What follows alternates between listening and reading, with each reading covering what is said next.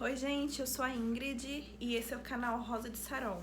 Eu gostaria de compartilhar com vocês aquilo que o Senhor tem colocado no meu coração já faz algum tempo. E eu espero que, da mesma forma que foi edificante para mim quando eu recebi essa palavra, espero que seja edificante para vocês também. Eu gostaria de ler aqui em Isaías capítulo 58, versículo 11, que vai nos falar assim: E o Senhor te guiará continuamente, e fartará a tua alma em lugares áridos, e fortificará os teus ossos, e serás como um jardim regado e como um manancial, cujas águas nunca faltam. Só para a gente entender o contexto aqui dessa história, Isaías é um profeta que o Senhor levantou para profetizar ali contra a nação de Israel e a nação de Judá. Essa época que é uma época de muita calamidade espiritual. Eles faziam tudo aquilo que o Senhor não estabeleceu como princípio. Eles não cumpriram as leis a qual o Senhor tinha dado a Moisés quando o povo hebreu foi tirado ali do Egito, das terras do Egito. E na verdade essa calamidade ela não começa de agora, ela já começa de muito tempo atrás, desde quando o Senhor tirou o povo hebreu lá da terra do Egito e trouxe e entregou a terra de Canaã para eles. Eles vêm, né, nesses altos e baixos ali, uma certa época do tempo eles correspondem ao Senhor, faz aquilo que o Senhor estabeleceu como princípio, né, que são as leis, eles cumprem as leis. E quando eles alcançam do Senhor a liberdade, eles alcançam do Senhor a prosperidade que eles tanto querem,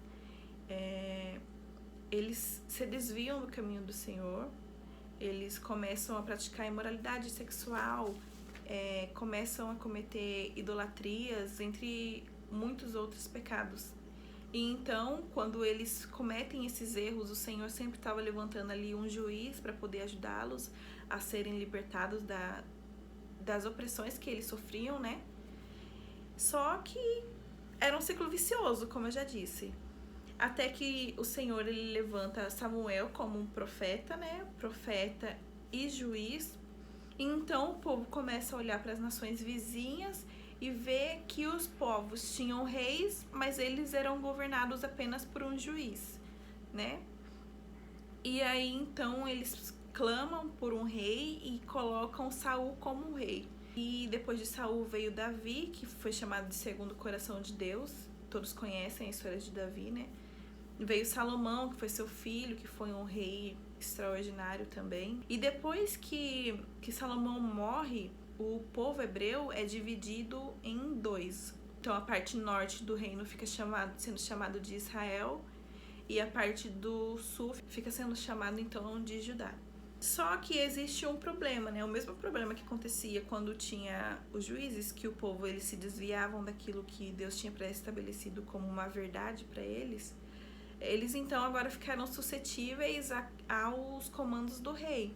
Então, se o rei decidisse seguir aquilo que o Senhor ele tinha estabelecido como verdade, então o povo seguia a verdade, seguia os mandamentos. Agora, se o rei ele não quisesse seguir a Deus, então o povo também não servia a Deus.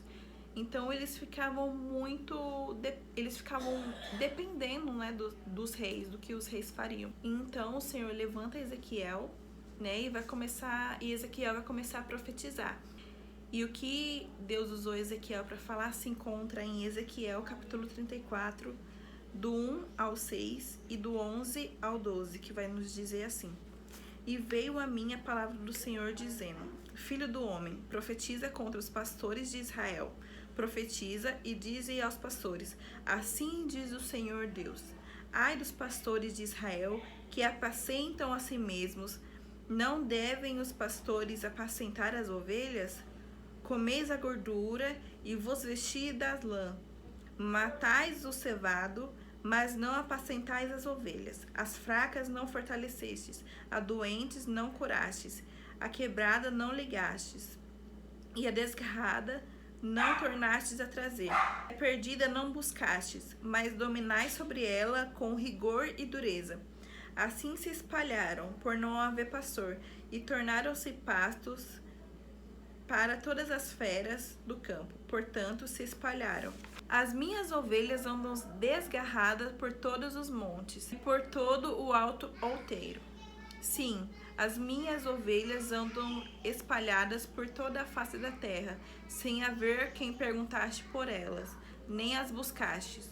Pois assim diz o Senhor Deus: Eis que eu mesmo, procurarei minhas ovelhas e as buscarei, como um pastor busca o seu rebanho, no dia em que está no meio das suas ovelhas dispersas.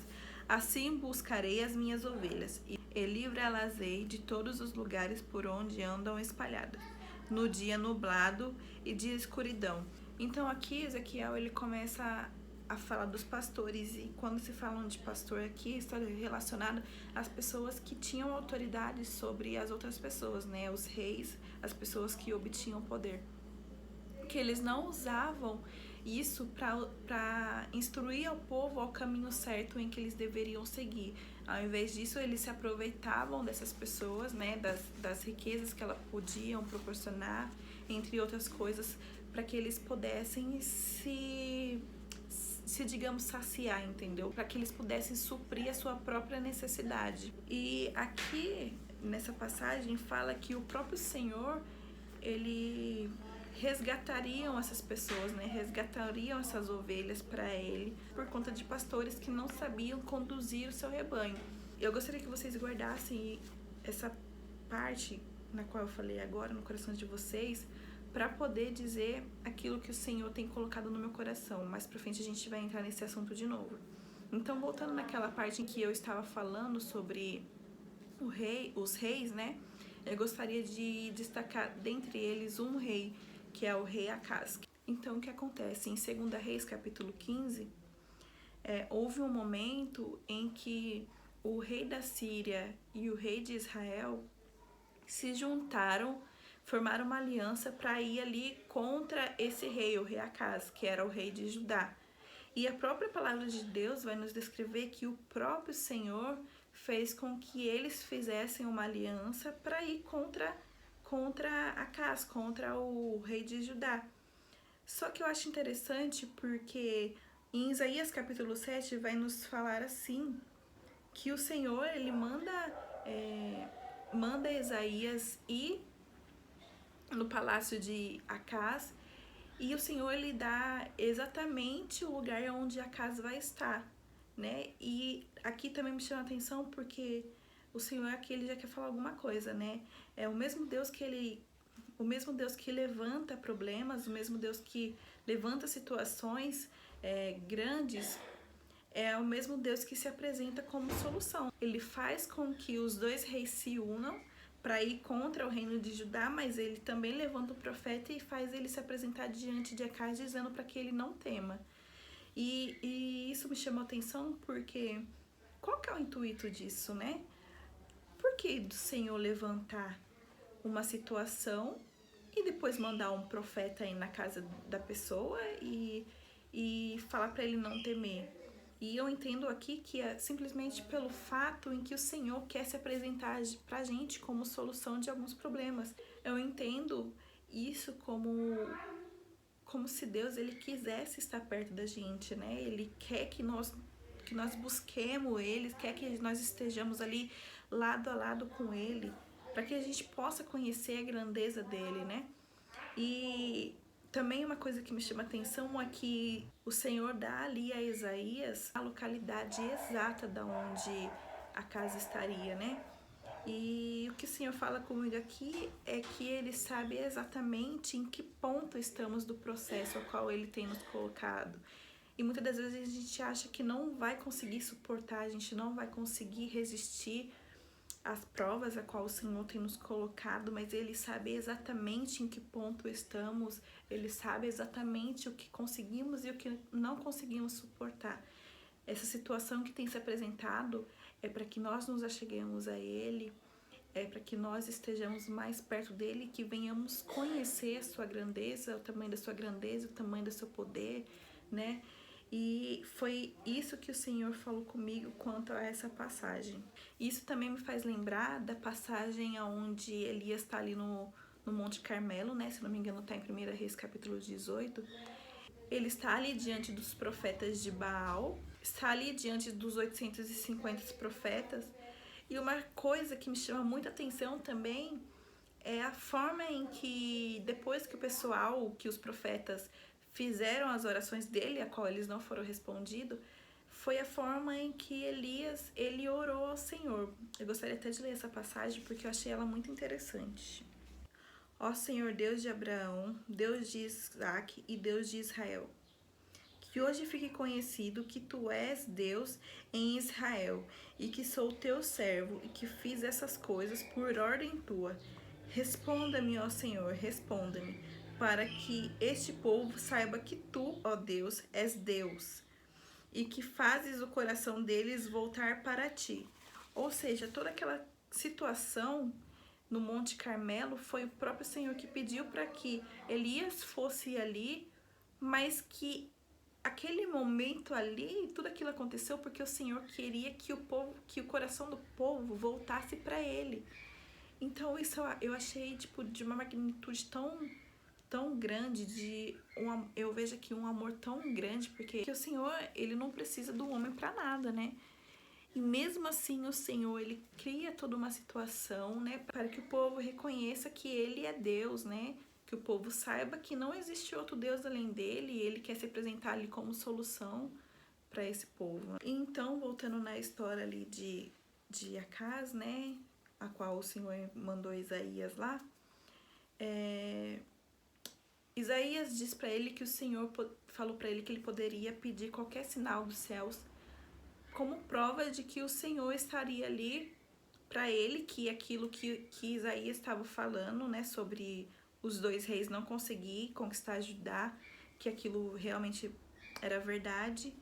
E Acaz, ele fala que não iria aceitar aquele sinal, né, aquele sinal que o Senhor tinha proposto. E, tipo assim, o sinal que eu entendo aqui era qualquer tipo de sinal. O que ele quisesse pedir para Deus, Deus daria como sinal para ele, para que ele visse que verdadeiramente Deus estaria ali com ele. E ele falou que não, que simplesmente não queria a ajuda de Deus, não queria esse sinal, como se... A forma que ele disse aqui é como se ele não quisesse perturbar Deus, entendeu? Só que isso meio que causou uma ira em Deus, né? E muitas das vezes a gente também é assim. A gente quer resolver as coisas como se a gente conseguisse dar conta de tudo. Só que veja como isso é interessante. Quem levantou o problema foi Deus, entende? A única pessoa que poderia resolver esse problema seria Deus. E muitas das vezes a gente também se encontra numa situação a qual o Senhor levantou o problema e nós queremos resolver a situação que Deus, ele levantou, entende? E em Provérbios 14 vai nos dizer que existem caminhos que ao homem parece ser bom, mas que na verdade o final dela é morte. E acaso ao recusar aquilo que o Senhor lhe ofereceu, né, o sinal que ele ofereceu, a ajuda dele, escolheu um caminho na qual lhe trouxe morte, né? Porque ele assim fez uma aliança com o rei da Síria, na qual não cumpriu o tratado que eles fizeram e acabou subjugando o reino de Judá. Se por um lado existe um caminho que nos leva à morte, Isaías, quando estava ali com Acaz e Acaz recusou a oferta de Deus, Isaías então, como resposta, começa a profetizar então sobre o caminho que nos traz a vida, né? E ele vai começar dizendo: eis que a virgem conceberá e ela lhe dará um filho e o seu nome será Emanuel. Lembra quando eu falei para vocês guardarem aquela passagem onde Ezequiel começa a profetizar, falando que ele mesmo buscaria suas próprias ovelhas? Aqui então Isaías, ele começou a falar sobre esse caminho, né? Que é o próprio Jesus, ele é o caminho que nos leva acesso ao jardim que eu quero falar para vocês. Esse é o caminho que o Senhor usa para resgatar aquelas ovelhas que estão perdidas. E quando eu penso em jardim, o que me vem à mente é comunhão. Eu lembro de um lugar bonito, eu lembro de árvores, eu lembro de águas, eu lembro de de caminhos, né? Existe um caminho a ser percorrido para chegar, para ter acesso àquele jardim. Existe uma pessoa que cultiva aquele jardim. E eu falo que o jardim do Senhor tem tudo isso, tem comunhão, tem a árvore, tem o caminho, tem o agricultor, tem tudo isso. E eu gostaria então de começar a aplicar aquele versículo na qual eu falei do começo. Mas antes disso, eu gostaria de ler algumas passagens que nos falam um pouco sobre esse caminho que o Senhor ele fez para que possamos ter acesso a esse jardim. Em João capítulo 1 vai nos dizer assim: tudo foi feito por intermédio dele. 1 Colossenses 1, do 15 ao 17, nele tudo subsiste. João capítulo 1, 9, eu sou a luz verdadeira. João capítulo 14, 16, eu sou o caminho, a verdade e a vida. Ou seja, tudo aqui se converge em Cristo, tudo aqui se converge no caminho a qual o Senhor criou. Tudo foi feito para Ele, tudo subsiste nele. Ele é a verdade, Ele é a vida, Ele é tudo. Tudo é para Ele. Então podemos entender que Ele é a própria luz que ilumina o caminho, Ele é o próprio caminho e é Ele quem nos dá acesso a Ele mesmo, o Filho, nos dá acesso ao Pai e nos dá acesso ao Espírito Santo. Através deles podemos ter acesso a esse jardim a qual nos é proposto. E o que é que eu tenho para dizer em relação ao versículo que eu falei no começo? Eu quero dividir aquele versículo em 4 partes e destrinchar ele um pouco, onde a gente vai conseguir aplicar João 14,16, onde vai dizer: eu sou o caminho, eu sou a verdade e eu sou a vida. Então a primeira parte daquele versículo de Isaías que lemos no começo vai ficar assim. Então a primeira parte, o Senhor te guiará continuamente, é aquilo que a gente já falou até agora, né? É o caminho que Ele abriu para que possamos ter acesso a esse jardim, que é o próprio Cristo, né? Ele é a luz que ilumina o caminho, Ele é o próprio caminho a que nos leva a Ele mesmo. A segunda parte é: e fartará a tua alma em lugares áridos. Para quem não sabe, um lugar árido é um lugar de extrema escassez, é um lugar onde é improvável ter vida, né? Mas olha o que em Isaías 35:1 o Senhor fala sobre o lugar seco, o lugar árido. O deserto e o lugar solitário se alegrarão disto, e o ermo exultará e florescerá como a rosa. Cantares capítulo 2 nos diz assim: eu sou a rosa de Saron. O mesmo Deus que faz brotar rosa em lugares que é provável que aquela rosa nasça, Ele também é o mesmo Deus que faz brotar rosas em desertos, rosa em lugares que é improvável ter vida. E eu falo isso em relação também a nós, não só em lugares onde pessoas dizem que não podemos estar ali, né? Onde o mundo quer colocar barreira, onde não podemos ultrapassar, ele nos faz brotar ali.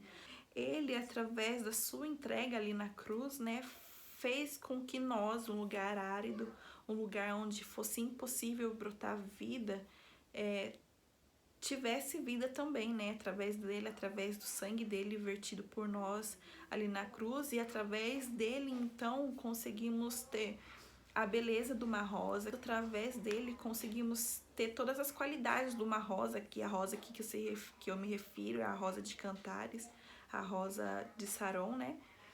Nós conseguimos ter a beleza dele, conseguimos ter o cheiro deles, conseguimos ter a essência dele e nos tornar uma rosa, assim como ele é também, através do próprio espírito dele, entende?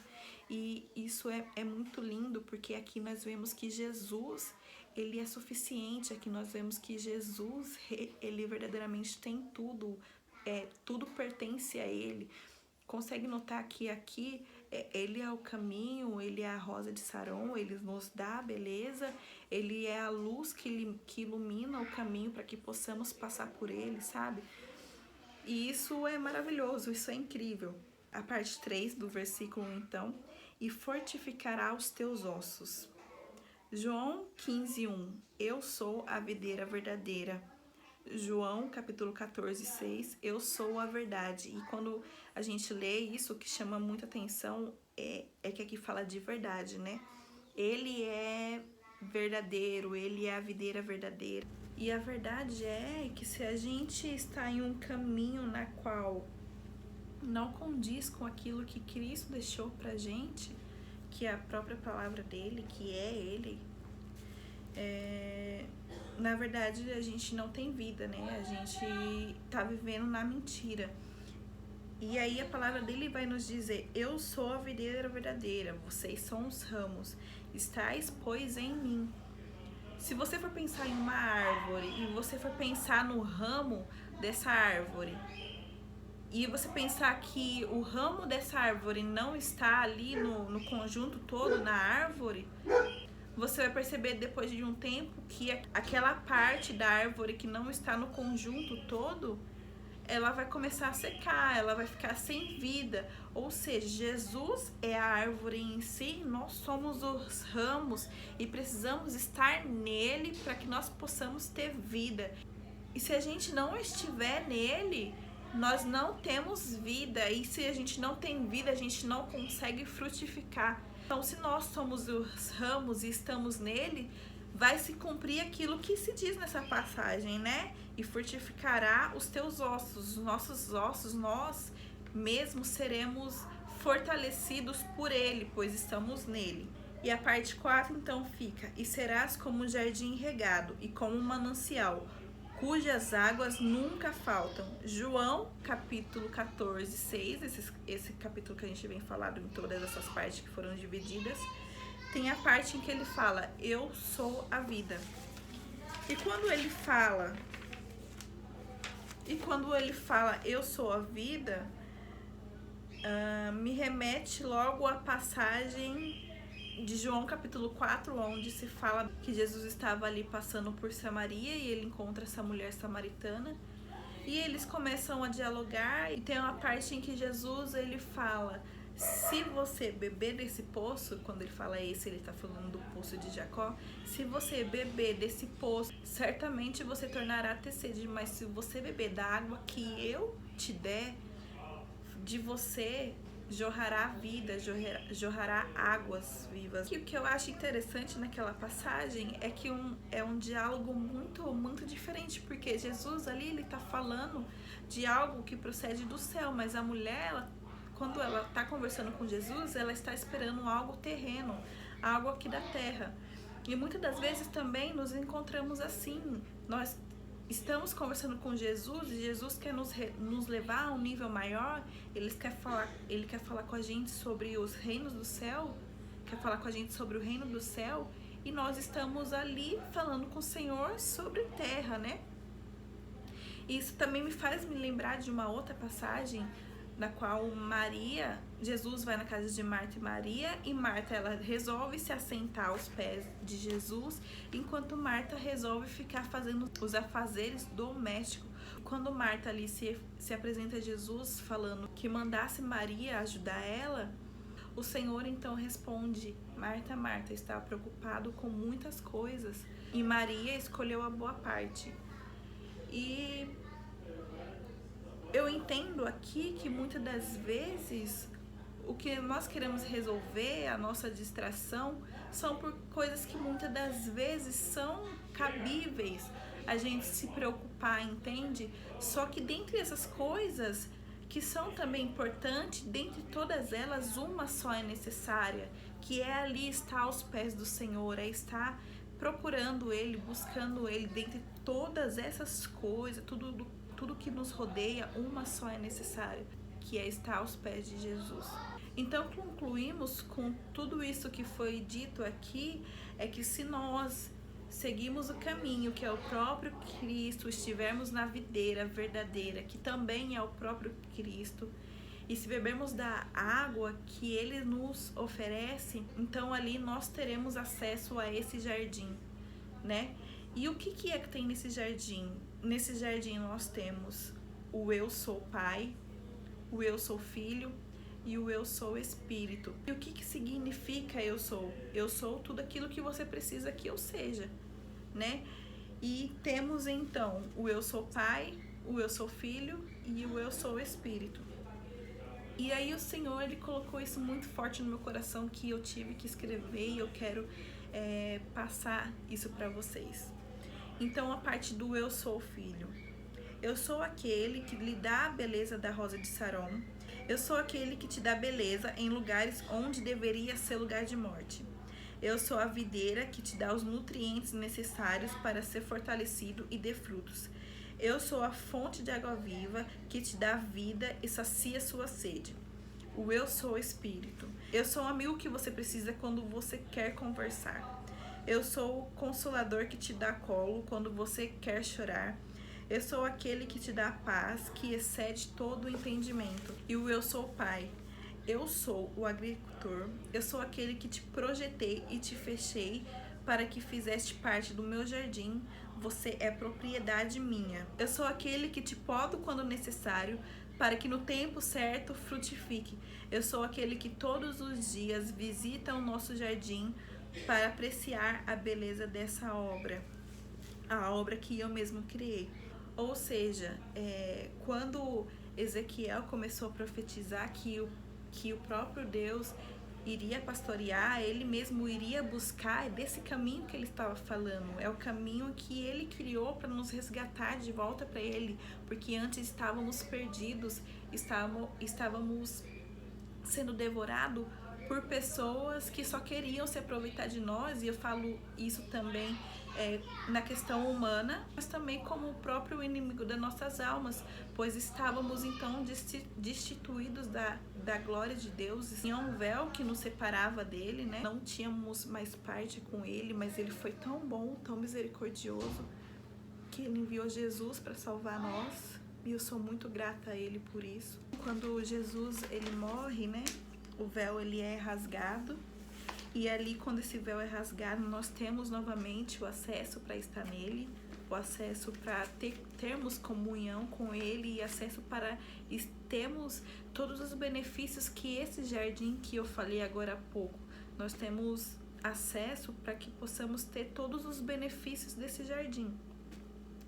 E uma coisa que eu acho muito incrível, e uma coisa que alegra muito meu coração, de uma passagem que eu gostaria de ler, que se encontra aqui em 1 Coríntios capítulo 15, versos 54 e 55, que nos diz assim: então, quando o nosso corpo mortal tiver sido transformado em corpo imortal, se cumprirá a passagem das Escrituras que dizem: a morte foi engolida, em outras versões, tragada pela vitória. Ó morte, onde está a tua vitória? Ó morte, onde estão os teus aguilhões? Ou seja, através da morte de Jesus, a morte não tem mais poder de nos aprisionar, né? Ela não pode mais nos segurar, porque ele venceu por nós. E o que eu quero tirar de lição de tudo isso que eu falei agora há pouco é que muitas das vezes, como eu já disse no começo, a gente não entende o processo que estamos passando, não entendemos o porquê de tantas situações sendo levantadas, mas muitas das vezes são situações que Deus ele levanta para que possamos nos achegar a Ele e começar a atravessar esse caminho que Ele próprio estabeleceu. E o mais antes de tudo isso é que através desse problema que ele está sendo levantado, nós nos achegamos assim a Cristo, que é esse caminho, e temos acesso então a esse jardim, na qual nós teremos todos esses benefícios que eu falei agora há pouco, que é o consolo, que é a comunhão, que é a presença do Deus Pai como o projetor de tudo isso, como a pessoa que nos poda quando necessário, aquele que nos formou, aquele que pensou em nós antes mesmo de nós existirmos. Ele nos abriu acesso, Jesus nos abriu acesso a esse caminho para que possamos ter todos esses benefícios, né? Ter o Espírito de Deus morando em nós, né? E isso é muito lindo. E eu espero que essa palavra ela tenha entrado no seu coração da forma que entrou no meu coração. E eu gostaria de deixar também uma frase que Deus ele me deu quando eu estava orando, e ele falava comigo através de algumas coisas que eu já pontuei aqui nessa palavra, a qual eu tô deixando para vocês, na qual ele me dizia assim: se você se comprometer a todos os dias aparecer no nosso jardim, e quando eu falo de jardim aqui, eu falo lugar secreto, lugar de comunhão entre você, momento onde fica só você e Deus. Quando se você se comprometer a todos os dias aparecer nesse jardim, eu me comprometo a todos os dias descer nesse jardim, assim como deveria ser. Ou seja, nós teremos a presença dele, podemos senti-lo, podemos sentir o abraço dele, o consolo dele, se nós nos comprometermos a também aparecer nesse jardim. E é isso, espero que vocês tenham gostado.